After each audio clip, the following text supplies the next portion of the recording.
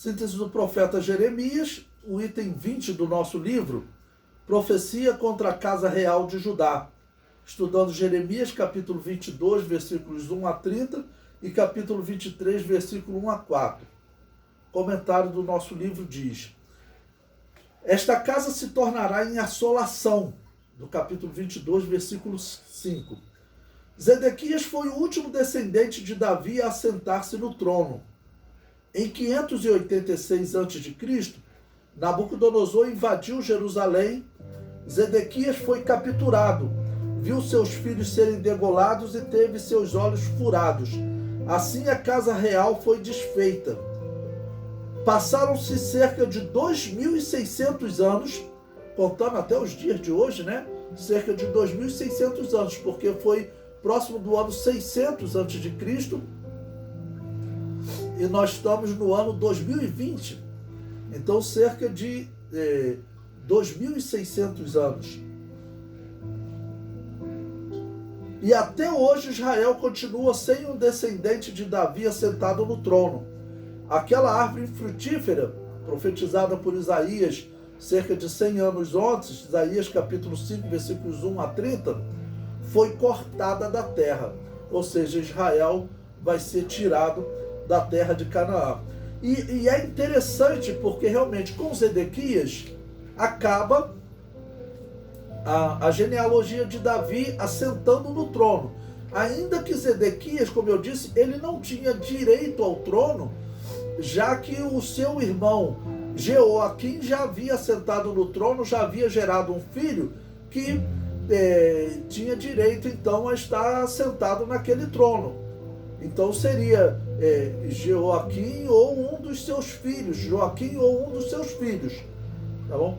Mas Zedequias foi colocado lá. Ele era descendente de Davi, ok? Então ele era o filho de Josias, o terceiro filho de Josias, e acabou então sendo colocado, sendo favorecido pelo imperador Nabucodonosor.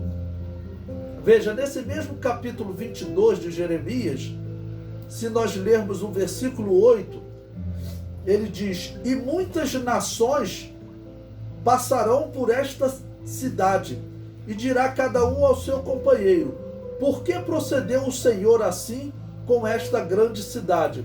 Ou seja, eles vão dizer por que tamanha destruição, por que Deus permitir que isso aconteça com eles. Então, quer dizer, a explicação é porque aquele povo havia abandonado a Deus e eles não seguiam as ordens de Deus, tanto em relação ao trato com o seu semelhante, e também em relação à terra, de descanso da terra, e principalmente no trato com Deus, porque eles haviam substituído Deus, pelo o culto a Deus pelo culto a outras nações. No capítulo 22 de Jeremias, nesse mesmo capítulo que nós estamos estudando, no versículo 10 até o versículo 16, vai ter uma profecia contra Salum. Bom, esse Salum quem foi? Salum era o primogênito, Salum era o quarto filho de Josias, mas que ele foi colocado no trono. Ou seja, ele era irmão também de Jeoaquim e de Zedequias. Jeoaquim era o segundo filho, Zedequias era o terceiro e Salum era o quarto. Por algum motivo, quando Josias morreu na guerra, o povo foi e colocou Salum, que é chamado também de Joacás, no trono. Por que o povo tomou essa atitude? Nós não sabemos. Quando Nabucodonosor, após vencer o rei do Egito, tudo, ele vem tomar Jerusalém, e ele faz o seguinte: não, esse Joacás, Salum não vai governar, e coloca Jeoaquim no lugar dele, que era o segundo na sucessão.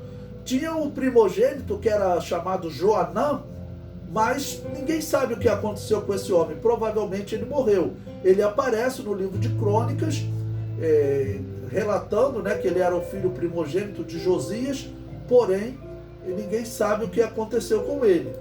Então, quando Josias morreu em 609, esse Salum assumiu o poder. Então vamos ver aqui Jeremias capítulo 22, versículo 10, que ele vai enviar uma profecia contra contra Salum. Versículo 10: não choreis o morto, nem o lastimeis. Chorai abundantemente aquele que sai, porque nunca mais tornará, nem verá a terra onde nasceu. Porque assim diz o Senhor acerca de Salum, filho de Josias, rei de Judá, que reinou em lugar de Josias seu pai, e que saiu deste lugar. Nunca ali tornará mais. Por quê? Porque ele foi levado escravo para o Egito. Tá bom? Ele foi levado escravo para o Egito, ou seja, ele não vai ter mais direito a sentar-se no trono. No capítulo 23 do 2 Reis, versículo 33, abra sua Bíblia, o faraó Neco vai aprisioná-lo. Diz lá: porém o faraó Neco, que havia matado Josias, o mandou prender em Riblá, em terra de Amate, para que não reinasse em Jerusalém. E a terra impôs a pena de 100 talentos de prata e 1 talento de ouro. Ok? Então, por isso que Jeremias anunciou que ele nunca voltaria para a terra de Canaã, para o reino. Ok? Então, ou seja, o filho de Josias, que havia sido colocado no trono de forma ilegal, pelo povo, porque não era para ele, não era o primogênito, Se Joanã já tinha morrido, parece que já tinha morrido, então tinha que ser Jeoaquim, o segundo na sucessão. Mas o povo tomou essa atitude. E ainda em 2 Reis, capítulo 23, versículo 34, diz: também Faraó Neco estabeleceu rei a Eliaquim, filho de Josias, em lugar de Josias, seu pai, e lhe mudou o nome em Jeoaquim. Porém, a Joacás tomou consigo e veio ao Egito e morreu ali. Esse Joacás é o mesmo Salum que Jeremias estava profetizando que ele nunca voltaria do Egito. E realmente se cumpriu. Ele não voltou, ele morreu ali no Egito. Tá ok? Bom, com toda essa situação, a nação já estava muito cabisbaixa. Tá ok? Porque havia primeiro o rei do Egito, chegou, matou Josias, depois trocou o rei, depois vem Nabucodonosor e acaba que esse rei Joaquim, ele tem que se render a Nabucodonosor, porque era o exército vitorioso, era o exército mais poderoso naquela época. O faraó já não tinha como combater a Babilônia. Então a nação estava cabisbaixa, porque uma hora dominada por uma, outra hora dominada por outro. Isso desde 609. Esse momento aqui que Jeremias está profetizando já é ali pelo ano 588, perto de Israel ser destruído pelo rei da Babilônia, Nabucodonosor. E, quer dizer, vai ser feito um cerco de 2 anos. Então pense o que é você ficar 2 anos sem poder fazer comércio, sem receber alimento de fora. Normalmente uma cidade, ela não tinha dentro dos seus termos plantação para resistir há muito tempo. Dentro dos muros ficavam as pessoas que tinham uma melhor condição financeira para pagar imposto. Esses ficavam dentro da cidade protegidos. Os mais pobres ficavam do lado de fora e seriam escravizados fácil, porque não tinham nem condições de pagar impostos. Então, eles viviam à margem da sociedade, ok? Então, essas pessoas, quando eles veem que realmente, mesmo os impostos que eles pagaram, tudo, os muros já não tem mais como protegê-los, e o profeta, que deveria trazer uma palavra de esperança, ele traz uma palavra de destruição. Eu falo deveria no conceito do povo. Deveria no conceito do povo, porque é claro, o profeta tem que trazer a palavra que Deus ordena. Mas no entendimento do povo, no conceito do povo, ele tinha que trazer uma palavra de bênção para a cidade. Essa aqui é a cidade de Deus. Esse é o templo de Deus, Jeremias. Traga uma palavra de bênção. Mas naquele momento a palavra era de punição. Retornando a Jeremias capítulo 22, no versículo 5, está escrito: mas se não derdes ouvidos a estas palavras, por mim mesmo tenho jurado, diz o Senhor, que essa casa se tornará em assolação.